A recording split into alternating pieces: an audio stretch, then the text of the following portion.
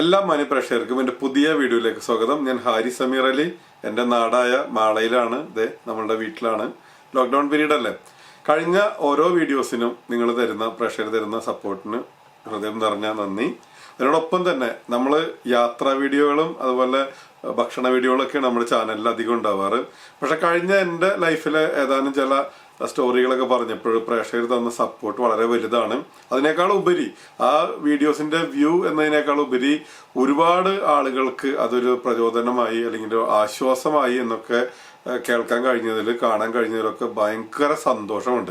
കാരണം ഞാൻ എൻ്റെ ജീവിതത്തിൽ ഓരോ ഘട്ടങ്ങളിലൂടെ വിഷമഘട്ടങ്ങളിലൂടെ കടന്നു പോകുമ്പോൾ എനിക്ക് വലിയ സപ്പോർട്ടുകളൊന്നും ഉണ്ടായിരുന്നില്ല. നമ്മുടെ കുടുംബം എന്നതിനേക്കാൾ അപ്പുറം മറ്റ് സപ്പോർട്ടുകൾ ആശ്വാസവചനങ്ങളുമായിട്ട് ആരും ഉണ്ടായിരുന്നില്ല. അങ്ങനെയൊക്കെ ഉണ്ടായിരുന്നെങ്കിൽ കുറേയും കൂടിയും ബെറ്റർ ആയിരുന്നെന്ന് എനിക്ക് പലപ്പോഴും തോന്നിയിട്ടുണ്ട്. ആക്ച്വലി കഴിഞ്ഞ വീഡിയോയോട് കൂടിയിട്ട് ഇനി അടുത്ത യാത്രകളും ഭക്ഷണങ്ങളിലേക്കൊക്കെ പോകാം, അത്തരം വീഡിയോസ് നമ്മൾ പ്ലാൻ ചെയ്തതായിരുന്നു. അപ്പൊ തോന്നി നമ്മൾ വന്ന വഴികൾ ഒന്നും കൂടി, അതായത് ഇപ്പോഴത്തെ ലോക്ക്ഡൌൺ പീരീഡാണ്, എല്ലാവരും വലിയ വലിയ പ്രതിസന്ധി ലോകമെമ്പാടും. അടുത്ത എന്താണ് ഉണ്ടാവാൻ പോകുന്നത്, അല്ലെങ്കിൽ എന്താണ് ബിസിനസ് സാഹചര്യം, തൊഴിൽ സാഹചര്യം എന്നൊന്നും ആർക്കും വലിയ പിടുത്തില്ലാണ്ട് നിൽക്കുകയാണത്. അപ്പോൾ നമുക്ക് മുന്നോട്ട് വെക്കാവുന്ന അല്ലെങ്കിൽ എൻ്റെ ചിന്തയിൽ വന്ന ഞാൻ ചെയ്തു വന്ന കുറച്ച് കാര്യങ്ങളാണ് ഞാൻ എൻ്റെ പ്രേക്ഷകരുമായിട്ട് ഷെയർ ചെയ്യാൻ ഞാൻ തീരുമാനിക്കുന്നത്. അതിൽ തന്നെ നമുക്ക് ഒരുപാട് ലിമിറ്റേഷൻസ് ആണ് എല്ലാവർക്കും. എല്ലാം തികഞ്ഞവരായിട്ട് ഭൂമിയിൽ ആരുമില്ല. ആരൊക്കെ നമുക്ക് ആരെങ്കിലും പറയാൻ പറ്റും? എല്ലാ സൗഭാഗ്യങ്ങളോട് കൂടിയിട്ടുള്ളവർ ആരാണുള്ളത്? ഇല്ല. എല്ലാവർക്കും ഒരുപാട് പ്രശ്നങ്ങളുണ്ട്. പ്രശ്നങ്ങൾ പല രീതിയിലാണ്. പലർക്കും സാമ്പത്തികമായിട്ടാവാം, ചിലർക്ക് ഫിസിക്കലി പ്രോബ്ലം ഉണ്ടാവാം, പലർക്കും പല സിറ്റുവേഷൻസ് നമ്മളെ സപ്പോർട്ട് ചെയ്യില്ല. അങ്ങനെ ഒരുപാട് ഘടകങ്ങൾ, പല പല വിഷയങ്ങളാണത്. 10 ആൾക്കാരെ എടുത്തു കഴിഞ്ഞാൽ 10 പേർക്കും 10 പ്രശ്നങ്ങളൊക്കെ ആയിരിക്കും. പക്ഷെ അതിൽ നിന്നും മനസ്സിലാക്കുക, പ്രശ്നങ്ങളില്ലാത്തതായിട്ട് ആരുമില്ല. അപ്പൊ നമ്മൾ ഈ പ്രശ്നങ്ങളിൽ നിന്നുകൊണ്ട് തന്നെയാണ് നമ്മളെ ബിസിനസ്സുകളും അല്ലെങ്കിൽ നമ്മുടെ തൊഴിൽ മേഖലകൾ കണ്ടെത്തൊക്കെ ചെയ്യേണ്ടത്. പ്രശ്നങ്ങളിൽ നിന്നുകൊണ്ടാണ്. എല്ലാം കംഫർട്ടബിൾ ആയിട്ട് ആർക്കുമില്ല. നമ്മുടെ മുമ്പിലുള്ള എല്ലാ സക്സസ് സ്റ്റോറികളിലുള്ളവരെല്ലാം തന്നെ അതുപോലെ സ്ട്രഗിൾ ചെയ്തിട്ടുള്ളവരാണ്. സക്സസ് എന്ന് പറഞ്ഞാൽ എന്താണെന്ന് ഞാൻ കഴിഞ്ഞ വീഡിയോയിൽ പറഞ്ഞിട്ടുണ്ടായിരുന്നു. കാണാത്തവരും അത് കാണുക. പരിമിതികൾ എന്ന് പറഞ്ഞാൽ ഒരുപാട് പരിമിതികളാണ് ഓരോരുത്തർക്കും ഉള്ളത്. ഇപ്പൊ എൻ്റെ ഒരു കാര്യം തന്നെ പറഞ്ഞു കഴിഞ്ഞാൽ, നിങ്ങൾ എന്നെ കാണുന്നു, നമ്മുടെ ട്രാവൽ വീഡിയോസ് കാണുന്നു, ഭക്ഷണ വീഡിയോസ് കാണുന്നു, നമ്മൾ നടക്കുന്നു, കറങ്ങുന്നു, യാത്ര ചെയ്യുന്നു, സന്തോഷമാണത്. വളരെ ഓപ്പണായിട്ട് പറഞ്ഞാൽ എനിക്ക് ഒരു സൈഡ് എൻ്റെ ചെവി എനിക്ക് കേൾക്കില്ല. എൻ്റെ പ്രേക്ഷകരോട് ഒരു പരിമിതി ഞാൻ പറയണത്, നിങ്ങൾക്ക് വിശ്വാസമാവുന്ന അറിയില്ല, എന്നെ അറിയാവുന്നവർക്ക് അറിയാം. എനിക്ക് എൻ്റെ ഈ വലതുവശം എനിക്ക് കേൾക്കില്ല, ഇടതുവശമാണ് എനിക്ക് കേൾക്കുന്നത്. ഇത് ഞാൻ പറയുന്നത് എനിക്ക് പ്രേക്ഷകരുടെ സഹതാപം കിട്ടാനോ അല്ലെങ്കിൽ മറ്റെന്തെങ്കിലും സപ്പോർട്ടിന് വേണ്ടിയിട്ടൊന്നും പറയുന്നതല്ല കേട്ടോ. പരിമിതികൾക്കുള്ളിൽ നിന്ന് നമുക്ക് എങ്ങനെ വളരാം എന്നുള്ളതിന്റെ ഒരു ഉദാഹരണമായിട്ടാണ് ഞാൻ എൻ്റെ തന്നെ, കാരണം ഞാൻ ഈ കഴിഞ്ഞ ദിവസങ്ങളിലെല്ലാം പറഞ്ഞത് എൻ്റെ റിയൽ ലൈഫാണ്. അപ്പൊ എന്നെ സംബന്ധിച്ചോളം എനിക്ക് ഈ സൈഡ് മാത്രം കേൾക്കുള്ളൂ, ഇടത് സൈഡ് മാത്രം. എന്നെ സംബന്ധിച്ചോളം ഒരു ദിവസം മിനിമം ഏറ്റവും കുറഞ്ഞ ഒരു 3-3.5 മണിക്കൂർ എനിക്ക് പല കാര്യങ്ങളായിട്ടും ഫോണിൽ എനിക്ക് സംസാരിക്കേണ്ടതുണ്ട്. കാരണം എൻ്റെ വിസ സംബന്ധമായിട്ടുള്ള മാൻ പവർ കൺസൾട്ടൻസി ആയിക്കോട്ടെ, ടൂർ റിലേറ്റഡ് ആയിക്കോട്ടെ, ഓൾമോസ്റ്റ് ബിസിനസ്സുകളും എല്ലാം തന്നെ നടക്കുന്നത് ഓവർ ഫോണിലാണ്. മറ്റു രാജ്യങ്ങളിൽ നിന്നുള്ള കോളുകളായിക്കോട്ടെ, കസ്റ്റമർ സൈഡിൽ നിന്നായിക്കോട്ടെ, എല്ലാം തന്നെ ഫോണാണത്. അപ്പോൾ ഡോക്ടർമാരെ കാണുമ്പോൾ ഡോക്ടർമാർ പറയുന്നത് ഫോൺ ഉപയോഗം പരമാവധി കുറയ്ക്കണം എന്നാണ്. ഞാൻ ഫോൺ ഉപയോഗം പരമാവധി കുറച്ചാൽ എൻ്റെ ബിസിനസ് എനിക്ക് അങ്ങനെ മുന്നോട്ട് കൊണ്ടുപോകാൻ പറ്റും. അപ്പൊ അതിന് പറഞ്ഞ് ഞാൻ എൻ്റെ സ്റ്റാഫുകളിലേക്കൊക്കെ വെച്ച് അവരിലേക്കൊക്കെ കോളുകൾ ഡൈവേർട്ട് ചെയ്ത് പോകുന്നുണ്ട്. പക്ഷെ എന്നിരുന്നാലും ഞാൻ ഇടപെടേണ്ട കാര്യങ്ങളിൽ, ഞാൻ സംസാരിക്കേണ്ട കാര്യങ്ങളിൽ ഞാൻ തന്നെ ഇടപെടണം. അപ്പൊ എൻ്റെ ഒരു പരിമിതിയാണ് കേൾക്കാത്ത ചെവി എന്നുള്ളത്. അത് വെച്ചിട്ട് ഞാൻ എന്നാ പിന്നെ അയ്യോ എനിക്കത് പറ്റില്ലല്ലോ, ഫോൺ പറ്റില്ലല്ലോ എന്നൊക്കെ പറഞ്ഞു നിന്ന് കഴിഞ്ഞാൽ നമ്മുടെ ബിസിനസ്സുകൾ മുന്നോട്ട് പോകില്ല. അപ്പൊ അതുപോലെ ജീവിതത്തിൽ ഒരുപാട് ആൾക്കാർക്ക് പല രീതിയിലുള്ള പരിമിതികളാണ്. ഞാൻ എൻ്റെ ഇതൊരു കുറവുണ്ട് എന്ന് തന്നെ ഞാൻ ചിന്തിക്കാറ് പോലുമില്ല. ഈ വീഡിയോന്റെ ഭാഗമായിട്ട് ഞാൻ പറഞ്ഞു എന്നുള്ളൂ കേട്ടോ. നിങ്ങൾ മറ്റൊന്നും വിചാരിക്കരുത്. ഞാൻ എൻ്റെ കുറവുകളിലൊന്നും ഞാൻ ആകുലതപ്പെടാറൊന്നുമില്ല. കാരണം എന്ന് വെച്ചാൽ ഞാൻ പുറത്തേക്ക് നോക്കുമ്പോൾ ചെവി കേൾക്കാത്തവർ, കണ്ണ് കാണാത്തവർ, കൈയില്ലാത്തവർ, കാലില്ലാത്തവരൊക്കെ എൻ്റെ മുമ്പിലുള്ളപ്പോൾ എൻ്റെ ചെറിയൊരു കുറവ് എന്ന് പറയുന്നത്, കുറവ് എന്ന് പറയാൻ പോലും ഞാൻ ആഗ്രഹിക്കുന്നില്ല, അത് എനിക്കൊരു വിഷയമല്ല. എന്തുകൊണ്ടാണ് ചെവി കേൾക്കാത്തതെന്ന് ചോദിച്ചു കഴിഞ്ഞാൽ, ഇയർ ഡ്രമ്മിന്റെ ഫ്രണ്ടിലായിട്ട് ദശ വന്ന് അടയുന്നതാണ്. 3ഓളം പ്രാവശ്യം സർജറി കഴിഞ്ഞതാണ്. 3 പ്രാവശ്യം ഇത് ഓപ്പൺ ചെയ്ത് സർജറി ചെയ്തതും മറ്റതൊക്കെയാണത്. വീണ്ടും വീണ്ടും ദശ വന്ന് അടഞ്ഞു പോകുന്നു. അപ്പൊ പല സമയത്തും ആദ്യഘട്ടങ്ങളിൽ നമ്മളെ സാമ്പത്തികം നമ്മൾ അനുവദിച്ചിരുന്നില്ല. പിന്നീട് നമ്മൾ ചെയ്ത് ശരിയായി, വീണ്ടും അത് അടഞ്ഞുപോയി. പിന്നീട് പലപ്പോഴും ഡോക്ടർമാരൊക്കെ കണ്ടപ്പോൾ അവർ പറഞ്ഞത് വീണ്ടും ഇതുപോലെ സാധ്യതകളാണ്. ഇപ്പോൾ വർഷങ്ങൾ പിന്നോട്ട് പോകുന്നു. എന്നെ സംബന്ധിച്ചോളം എനിക്കിപ്പോൾ ഇവിടെ ഫോണൊന്നും വെച്ച് കഴിഞ്ഞാൽ ഈ സൈഡിൽ കേൾക്കൊന്നുമില്ല. പക്ഷെ ഈ സൈഡാണ്. പക്ഷെ ദൈവം തന്ന ഒരു ചെവി തന്നെ എന്നെ സംബന്ധിച്ചോളം ധാരാളമാണ്. ഇടയ്ക്കിട്ട് എൻ്റെ കേൾവിയൊക്കെ പരിശോധിക്കാറുണ്ട്. എൻ്റെ മക്കളോട് ഞാൻ പറയും, ചിലപ്പോൾ ഒരു പപ്പാക്ക് കൂടുതൽ ആയുസ്സും ആരോഗ്യമൊക്കെ ദൈവം തരികയാണെങ്കിൽ കുറച്ചും കൂടി വയസ്സൊക്കെ കഴിയുമ്പോൾ ചിലപ്പോൾ ഈ ചെവിയും കേൾക്കാതാവും.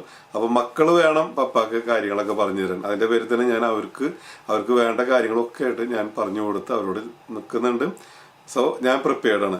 അതുപോലെ നമ്മുടെ പല സുഹൃത്തുക്കളായിട്ടുള്ള പല ഡ്രൈവേഴ്സിനെ കണ്ടിട്ടുണ്ട്. വലിയ വലിയ ദൂരങ്ങൾ, ദുബായിൽ നിന്ന് കുവൈറ്റിലേക്കും ഒമാനിലേക്കും ഖത്തറിലേക്കൊക്കെ വണ്ടികളുമായിട്ട് പോകുന്ന ആളുകളെ കണ്ടിട്ടുണ്ട്. അവര് ട്രെയിലർ ഡ്രൈവേഴ്സ് ആണ്. അവർക്ക് എൻ്റെ തന്നെ ഫ്രണ്ട് സർക്കിളിലുണ്ട് ശക്തമായിട്ടുള്ള കഴുത്ത് വേദന, ശക്തമായിട്ടുള്ള നടുവേദനകളുള്ളവരൊക്കെ തന്നെ വണ്ടിയിൽ കയറി സീറ്റിൽ ഇരുന്നിട്ട് അവർക്ക് ബെൽറ്റുകൾ, അരയിൽ ബെൽറ്റ്, കഴുത്തിൽ ബെൽറ്റുകളൊക്കെ ഇട്ടിട്ട് ഈ മണിക്കൂറുകൾ നീണ്ട യാത്ര, നമുക്ക് ചിന്തിക്കാൻ പോലും പറ്റൂല, മണിക്കൂറുകൾ നീണ്ട യാത്രയൊക്കെ ഡ്രൈവ് ചെയ്ത് അവർ നാട്ടിലേക്ക് പണം അയച്ച് അവരുടെ കുടുംബമൊക്കെ നല്ല നിലയിലായ കാഴ്ചകൾ കാണാൻ പറ്റി. അതുപോലെ ജീവിതത്തിൽ വ്യത്യസ്ത മേഖലകളിൽ ഒരുപാട് പ്രശ്നങ്ങൾ അനുഭവിക്കുന്ന ആളുകളുണ്ട്. അപ്പൊ നമ്മളെ സംബന്ധിച്ചോളം നമ്മുടെ ഒരു കുറവുകൾ നമ്മൾ നെവർ മൈൻഡ് ആക്കുക. നമ്മൾ പറഞ്ഞു വരുന്നത് നമ്മൾ ബിസിനസ് തുടങ്ങി, അതായത് നമ്മളുടെ സ്ഥാപനമായിട്ടുള്ള റോയൽ സ്കൈ ഹോളിഡേയ്സ് തുടങ്ങിയ കാര്യത്തിലേക്കാണ് ഞാൻ പറഞ്ഞു വരുന്നത്. അപ്പൊ കുറവുകളൊക്കെ നോക്കിയിട്ട് ഞാൻ മാറി നിന്നിരുന്നെങ്കിൽ ഇന്ന് ഈ സ്ഥാപനമില്ല. രണ്ടാമത്തെ കാര്യം വെച്ചാൽ നമ്മൾക്ക് മാർക്കറ്റിൽ നിന്നുള്ള മറ്റ് തിക്താനുഭവങ്ങൾ, മാർക്കറ്റിൽ നിന്ന് മാത്രമല്ല നമ്മുടെ സുഹൃത്തുക്കളിൽ നിന്ന് മറ്റ് എല്ലായിടത്തു നിന്നും നമ്മൾ സംഭവം തുടങ്ങാൻ പോകുമ്പോൾ അത് വേണോ ഇത് വേണ്ട, അതിന് പിന്തിരിപ്പൻ കാര്യങ്ങളൊക്കെ. ഞാൻ ട്രാവൽ ഏജൻസി എന്നുള്ള നിലക്ക് നമ്മൾ ആലോചിച്ച് വന്നപ്പോൾ ആൾക്കാർ ചോദിച്ചത്, സ്ഥാപനങ്ങളുടെ പേര് പറയുന്നില്ല, ഒരുപാട് കൊല കൊമ്പൻ ഏജൻസികൾ നമ്മുടെ നാടുകളിലുണ്ട്. നമ്മളൊക്കെ നല്ല രീതിയിൽ തന്നെ വർക്ക് ചെയ്യുന്ന സ്ഥാപനങ്ങളാണ്. അപ്പൊ അവരുടെ ഇടയിലേക്ക് നീ എങ്ങനെ ഇങ്ങനെ ഒരു സ്ഥാപനമായിട്ട് പുതിയതായിട്ട് ചെല്ലും, നിങ്ങൾക്ക് അവിടെയുള്ള സ്പേസ് എന്താണെന്ന് ചോദിച്ചിട്ട് പിന്തിരിപ്പിക്കാൻ ഒരുപാട് പേരുണ്ടായിരുന്നു. പലരും കളിയാക്കി ചിരിച്ചവരുണ്ടായിരുന്നു. പക്ഷെ അതിന്റെ ഇടയിലൊക്കെ നമുക്ക് നമ്മുടേതായിട്ടുള്ള സർവീസ് കൊണ്ട് നമ്മുടേതായിട്ടുള്ള ഒരു ഐഡന്റിറ്റി നമുക്ക് ഉണ്ടാക്കിയെടുക്കാൻ കഴിഞ്ഞു. ആ നിലക്ക് തന്നെയാണ് നിങ്ങൾ ഓരോരുത്തരും എന്നെ അറിയുന്നത്. അപ്പോൾ ചുരുക്കി പറഞ്ഞാൽ നമുക്ക് ചുറ്റും നിന്നുള്ള എതിർപ്പുകളും നമ്മൾ വകവെക്കേണ്ടതില്ല. മറ്റേതായിട്ടൊരു വിഷയം വരുന്നത് സാമ്പത്തികമാണ്. പല സംഭവങ്ങൾക്കും നമുക്ക് പൈസ വേണമെന്നില്ല ബിസിനസ് തുടങ്ങാനായിട്ട്. നിലവിൽ പല സ്ഥലങ്ങളിലും നടക്കുന്ന പല ബിസിനസ്സുകളുടെ ഭാഗമായിട്ട് നിന്നുകൊണ്ട് നമുക്ക് വളരാൻ പറ്റും. ഇപ്പോൾ എന്നെ സംബന്ധിച്ചോളം പറയുകയാണെങ്കിൽ നമ്മൾ അവിടെ നിന്ന് വന്ന് ഗൾഫിൽ നിന്ന് വന്ന കഥകളൊക്കെ നിങ്ങൾ എടുക്കുമ്പോഴുള്ള എപ്പിസോഡുകൾ കണ്ടതാണ്. ഒന്നുമില്ലാതെ ഇരിക്കുന്ന, ജയിലിൽ നിന്ന് വന്ന് ഒന്നുമില്ലാതെ നിൽക്കുന്ന അവസ്ഥയിൽ പല കമ്പനികളും നമ്മുടെ വെൽഡിങ്ങിലും ഫാബ്രിക്കേഷനിലും ഉള്ള നമ്മുടെ അറിവുകൾ ഉപയോഗപ്പെടുത്തിയിട്ട് അവർക്ക് വേണ്ട ആളുകൾ എടുക്കുന്നതിനോടൊപ്പം തന്നെ നമ്മൾക്ക് കുറച്ച് പൈസ കൊണ്ടും കിട്ടി. അപ്പോൾ ഇത് എൻ്റെ ഈ അറിവുകൾ എന്തുകൊണ്ട് നാട്ടിലുള്ള മറ്റ് സേവന മേഖലകളിലേക്ക് തിരിച്ചു വിട്ടുകൂടുക, അങ്ങനെയുള്ള ഒരു ആശയത്തിൽ നിന്നാണ് നമ്മൾ മാൻ പവർ കൺസൾട്ടൻസി ആയിട്ട് സഹകരിക്കാൻ തയ്യാറായത്. അപ്പോൾ ആ സമയത്ത് ലൈസൻസ് ഒക്കെ എടുക്കണമെങ്കിൽ ലക്ഷങ്ങൾ വേണം, ബാങ്ക് ഗ്യാരണ്ടി. ഇപ്പോഴും അത് മാൻ പവർ ലൈസൻസ് എടുക്കണമെങ്കിൽ ലക്ഷങ്ങളുടെ ബാങ്ക് ഗ്യാരണ്ടി ഒക്കെ കൊടുക്കേണ്ടതും ഒരുപാട് സൗകര്യങ്ങളൊക്കെ വേണ്ടതുണ്ട്. ആ സമയത്താണ് നമുക്ക് ആ ഒരു സ്ഥാപനമായിട്ട് ചേർന്ന് പ്രവർത്തിക്കാനുള്ള അവസരം കിട്ടിയത്. അപ്പൊ അന്ന് ആ സമയത്ത് അവർക്ക് അധികം കേരളത്തിലായിരുന്ന ഒരു ഓപ്പറേഷൻസ് എന്നെങ്കിൽ നമ്മൾ വന്നതിന് ശേഷം നമ്മൾ കൂടുതൽ മറ്റു മേഖലകളിലേക്ക് നമുക്ക് വർക്ക് കൊണ്ടുപോകാനും അത് സക്സസ് ആക്കി എടുക്കാനും പറ്റി. അതായത് ഒരു ബിസിനസ്സോ മറ്റൊരു മേഖലയുമായിട്ട് ബന്ധപ്പെട്ടുകൊണ്ട് എന്തെങ്കിലും ചെയ്യണമെങ്കിൽ അതുമായിട്ടുള്ള ആ ഒരു ഫീൽഡ്, നിങ്ങളുടെ എക്സ്പീരിയൻസ് എന്തിലാണോ, ഇപ്പൊ ഉദാഹരണം നിങ്ങളൊരു കുക്കാണെങ്കിൽ അതുമായിട്ട് ബന്ധപ്പെട്ടിട്ട്, അതുപോലെ നിങ്ങൾ ഡ്രൈവർ ആണെങ്കിൽ അതുമായിട്ട് ബന്ധപ്പെട്ട്, അതുപോലെ നിങ്ങളുടെ ബിസിനസ് ആശയങ്ങളാണെങ്കിൽ അതുമായിട്ട് ബന്ധപ്പെട്ടിട്ട് പ്രവർത്തിക്കുന്നവരുമായിട്ട് കണക്റ്റഡ് ആവുകയും അതുമായിട്ട് ചേർന്ന് നമുക്ക് 1 by 1 ആയിട്ട് നമുക്കത് ഡെവലപ്പ് ചെയ്തെടുക്കാൻ പറ്റണം. എന്നെ സംബന്ധിച്ച് പറയുമ്പോൾ ഞാൻ മാൻ പവർ കൺസൾട്ടൻസിയുമായിട്ട് ചേർന്ന് നിന്നുകൊണ്ട് വർഷങ്ങളോളം വർക്ക് ചെയ്ത് പടിപടിയായിട്ടാണ് കയറി വന്നത്. ഞാൻ പറഞ്ഞു, നമ്മുടെ ഒരു ഉയർച്ച എന്ന് പറഞ്ഞാൽ 1-2 ദിവസങ്ങൾ കൊണ്ടുള്ള ഒരുപാട് നീണ്ട വർഷങ്ങളുടെ ഭാഗമായിട്ടാണ്.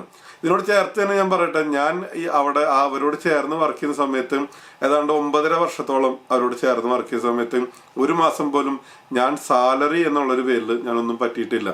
കാരണം അവരെ സംബന്ധിച്ചോളം അവർക്ക് എൻ്റെ ആവശ്യം ഉണ്ടായിരുന്നില്ല, കാരണം അവർക്ക് ആവശ്യത്തിന് സ്റ്റാഫുകളുണ്ട്.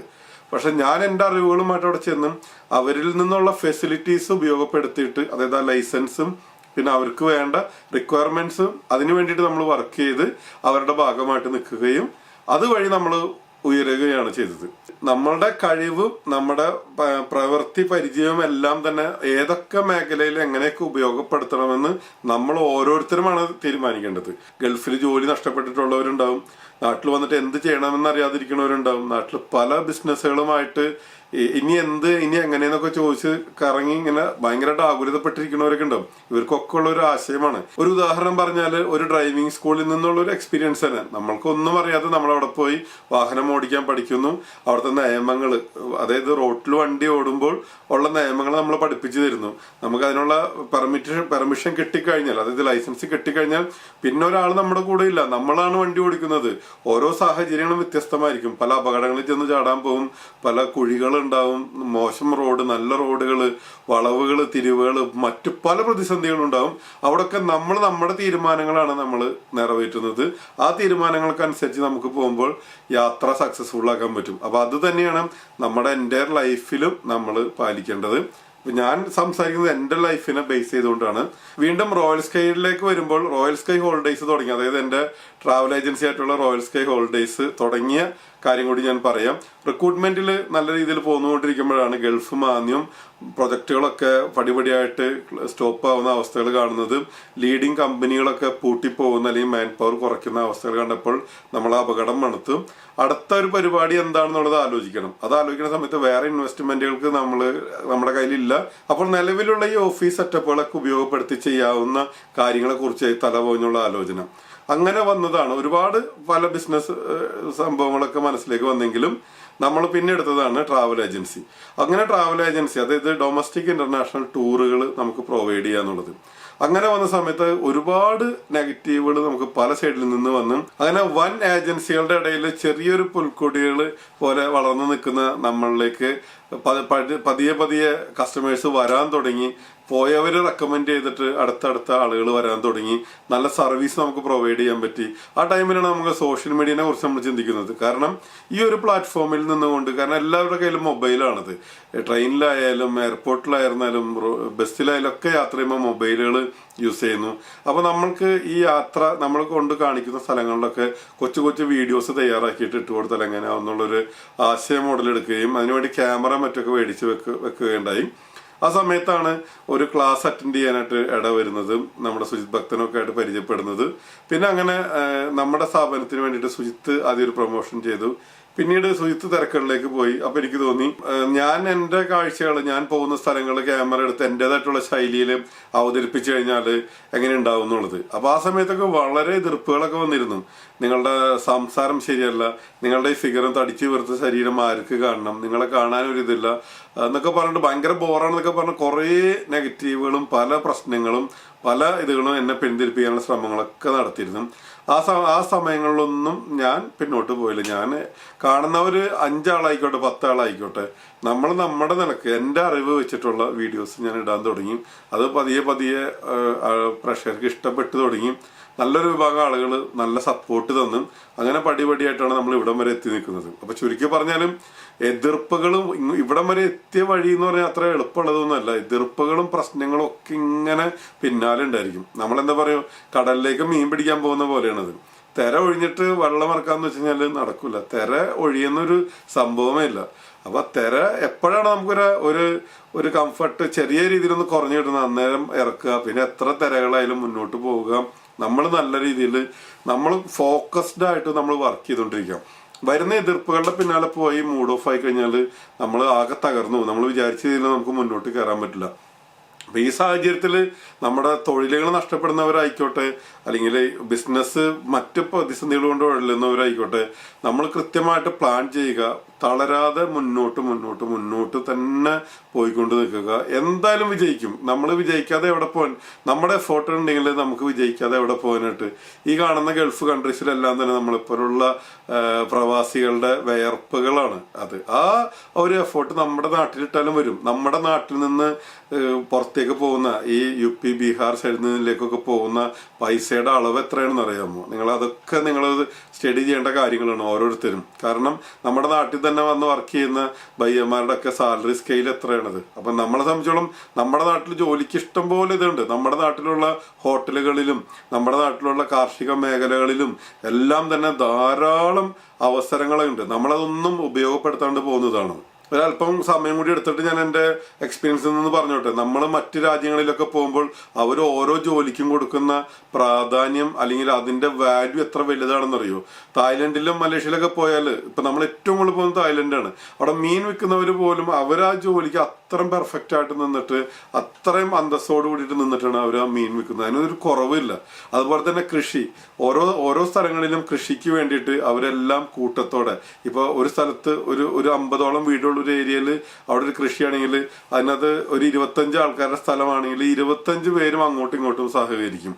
നെല്ല് വിതയ്ക്കാനാണെങ്കിലും കൊയ്യാനാണെങ്കിലും എല്ലാവരും അങ്ങോട്ടും ഇങ്ങോട്ടൊക്കെ സഹകരിച്ച് ചെയ്യുകയും അതിൽ നിന്ന് കിട്ടുന്ന വിളവെടുപ്പ് അവരുടെ ഓരോരുത്തരുടെ എഫേർട്ട് അനുസരിച്ച് അങ്ങോട്ടും ഇങ്ങോട്ടൊക്കെ ഷെയർ ചെയ്യുന്ന കാഴ്ചകൾ എനിക്ക് അവിടെ നിന്ന് കാണാൻ കഴിഞ്ഞിട്ടുണ്ട്.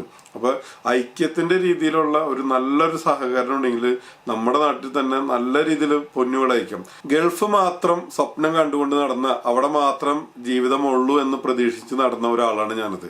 അവിടത്തെ തിക്താനുഭവം നിങ്ങൾ കണ്ടതാണ്. അതിലൂടെ ഒന്നുമില്ലാത്തവനായിട്ട് നാട്ടിൽ വന്നപ്പോൾ എൻ്റെ ഒരേ ഒരു ചിന്തയാണ് ഇവിടെ വരെ എത്തിച്ചത്. കാരണം അവിടെ 4:20 യൂസഫ് ഖാന്റെ കാലിൽ തട്ടുമ്പോൾ എഴുന്നേക്കുന്ന ഞാൻ തിരിച്ച് ഉറങ്ങുന്നത് ഒരു 12 മണിയാവണം ഞാൻ ഉറങ്ങണമെങ്കിലും. ഇത്രയും നേരം വർക്കാണത്. വർക്ക് എന്ന് പറഞ്ഞാൽ ജോലിക്ക് വേണ്ടിയിട്ടുള്ള യാത്ര, തിരിച്ചു വരല്, ഡ്രസ്സ് കഴുകല്, നമ്മുടെ മെസ്സിനില് നമ്മുടെ ദിവസമാണെങ്കിൽ ഭക്ഷണം ഉണ്ടാക്കല്, ചില ദിവസം നമ്മുടെ ടോയ്ലറ്റ് ഒക്കെ കഴുകണ ക്ലീനിങ് തന്നെ അത്, അങ്ങനെ തുടങ്ങിയിട്ട് A to Z കാര്യങ്ങൾ നമ്മുടെ ഭാഗമായിട്ട് നമ്മൾ ചെയ്ത് കഴിഞ്ഞപ്പോൾ ഇത്രയും മണിക്കൂറുകൾ ജോലി ചെയ്യുക അല്ലെങ്കിൽ ഇത്ര എഫേർട്ട് നമ്മുടെ നാട്ടിലിട്ടാൽ എന്തുകൊണ്ട് നമുക്ക് അതിനുള്ള ബെനിഫിറ്റ് ഉണ്ടാവില്ല എന്നുള്ള ചിന്തയിൽ നിന്നാണ് ഇവിടം വരെ എത്തി നിൽക്കുന്നത്. അപ്പോൾ നമുക്ക് ചുറ്റുമുള്ള സാധ്യതകൾ ഉപയോഗപ്പെടുത്താനായിട്ട് ഓരോരുത്തരും ശ്രമിക്കണം. ഇതൊക്കെ ഇതുപോലുള്ള ഉപദേശങ്ങളും കാര്യങ്ങളൊക്കെ നമ്മൾ ഒരുപാട് വായിച്ചും കേട്ടിട്ടൊക്കെ ഉള്ളതാണ് നിങ്ങൾ കരുതരുത്. ഇതൊക്കെ ജീവിതത്തിൽ ഗുണം ചെയ്യുന്ന കാര്യങ്ങളാണ്. ഞാൻ വെറുതെ ഉപദേശിച്ച് പോണതല്ല. ബോറടിപ്പിക്കണമെങ്കിൽ സദയം ക്ഷമിക്കണം. എൻ്റെ ജീവിതത്തിൽ എൻ്റെ അനുഭവങ്ങൾ വെച്ചിട്ടാണ് ഞാൻ നിങ്ങളോട് സംസാരിക്കുന്നത്. ഇതൊക്കെ ഞാൻ ചെയ്തു വന്ന വഴികളും ഒരു മറിയില്ലാതെ ഞാൻ പറഞ്ഞേക്കാണ്. അപ്പൊ നമ്മളെ സംബന്ധിച്ചോളം ജീവിതത്തിൽ നമ്മൾ അത് കുറവാണ്, ഇത് കുറവാണ്, ഇതില്ല എന്ന് പറഞ്ഞിട്ട് നമ്മൾ പുറകോട്ട് മാറിയാൽ അത് നമ്മുടെ മാത്രം പ്രശ്നമാണ് എന്നുള്ള കാര്യം നിങ്ങൾ ആലോചിക്കണം. നിങ്ങളുടെ അറിവും പരിജ്ഞാനവും കഴിവും എല്ലാം തന്നെ അതത് മേഖലകളായിട്ട് ബന്ധപ്പെടുത്തിയിട്ടുള്ളവരൊക്കെ ആയിട്ട് സഹകരിച്ച് മുന്നോട്ട് പോവുകയാണെങ്കിൽ നമുക്ക് നമ്മുടെ നാട് തന്നെ നമുക്ക് ജീവിക്കാനും സന്തോഷകരമായിട്ട് ജീവിക്കാനും നമുക്ക് വളരാനും നാട് വളരാനും സമൂഹത്തിനും ഗുണകരമാകുന്ന രീതിയിൽ നമ്മുടെ ജീവിതം മാറ്റിമറിക്കാൻ പറ്റുമെന്നുള്ള കാര്യത്തിൽ യാതൊരു തർക്കവുമില്ല. അപ്പൊ ഇതുവരെ ഹാരി സമീർ അലി എന്ന പേരിലുള്ള ചാനൽ സബ്സ്ക്രൈബ് ചെയ്തിട്ടില്ലെങ്കിൽ നിങ്ങൾ ഇന്ന് തന്നെ സബ്സ്ക്രൈബ് ചെയ്യണം കേട്ടോ. അതുപോലെ ഫേസ്ബുക്ക് പേജ്, ഇൻസ്റ്റാഗ്രാം, ടിക്ടോക്കിലൊക്കെ ഉണ്ട്. അടുത്ത വീഡിയോയിൽ നമുക്ക് ഇനി കിടക്കുന്നത് നമ്മുടെ സൈക്കിള് റിവ്യൂ ചെയ്യാൻ കിടക്കുന്നുണ്ട്. പിന്നെ നിങ്ങൾ പറയും, പ്രേക്ഷകർ പറഞ്ഞ അനുസരിച്ച് ചെയ്യാം. യാത്രാ വീഡിയോകളും മറ്റൊക്കെ ഒരുപാട് നമ്മുടെ സ്റ്റോക്ക് ഉണ്ട്. അതൊക്കെ നമുക്ക് ഇടാവുന്നതാണ്. ഇപ്പൊ ഈ സമയത്ത് എല്ലാവരും ആശങ്കയുടെ മുകളിലും പലതരം വിഷമങ്ങളുടെ മുകളിലും അതിന്റെ പേരിലാണ് നമ്മൾ ഇത്തരം കാര്യങ്ങൾ നമ്മൾ വീണ്ടും വീണ്ടും പറയുന്നത്. ഓൾമോസ്റ്റ് പ്രേക്ഷകരുടെ അഭിപ്രായങ്ങളും കൂടി മാനിച്ചുകൊണ്ടുള്ള വീഡിയോസാണ് തയ്യാറാക്കുന്നത്. അപ്പൊ വീഡിയോന് താഴെ കമന്റ് ചെയ്യുക. ഇതൊക്കെ നിർത്തി പൊക്കൂടേടാന്ന് മാത്രം പറയരുത്. പറഞ്ഞാലും ഞാൻ പോകൂല, ഞാൻ ഇവിടെ തന്നെ ഉണ്ടാവും. അപ്പോൾ മറ്റു കാഴ്ചകളുമായിട്ട് നമുക്ക് അടുത്തൊരു വീഡിയോയിൽ കാണാം. അതുവരെ എല്ലാവർക്കും ബൈ.